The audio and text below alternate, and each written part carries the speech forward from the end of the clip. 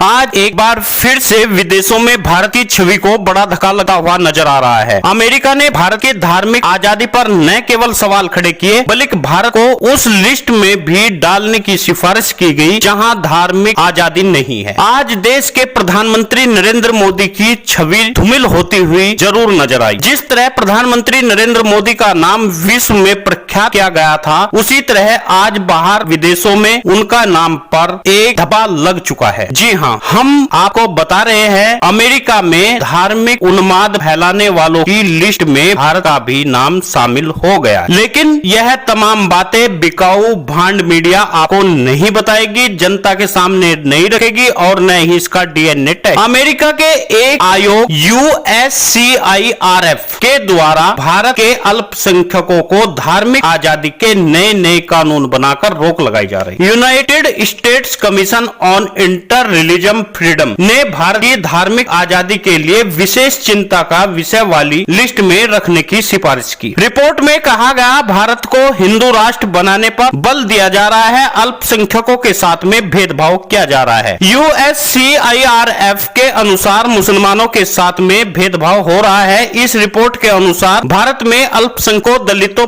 और पिछड़ों की आवाज उठाने की जांच पड़ताल, हिरासत व UAPA जैसे कानून लगा करके प्रताड़ित करने का काम किया जा रहा है। भीमा कोरेगांव का जिक्र करते हुए आदिवासी, दलितों की तथा पिछड़ों की आवाज उठाने वाले 84 वर्षीय स्टेन स्वामी पर गलत तरीके से UAPA लगाया गया, जहां जुलाई 2021 में उनकी मौत हो गई। रिपोर्ट में भारत सरकार ने CAA के कानून का विरोध किया। NRC प्रक्रिया को भी लेकर के सवाल उठाए गए, जिस कारण आसाम में 19 लाख लोग लिस्ट से बाहर कर दिए गए। करीब 7 लाख मुस्लिम अपनी नागरिकता खोने के कगार पर खड़े हुए हैं। कमीशन ने कहा, भारत में धर्मांतरण के खिलाफ भी कानून लागू किया जा रहा है। रिपोर्ट के अनुसार जून 2021 में यूपी के CM योगी आदित्यनाथ ने उन लोगों के खिलाफ NSA लगाने की बात कही जो धर्मांतरण में दोषी पाए जाएंगे। USCIFR ने लिखा है, कोरोना काल के दौरान अस्पतालों में भेदभाव जो अल्पसंख्यकों,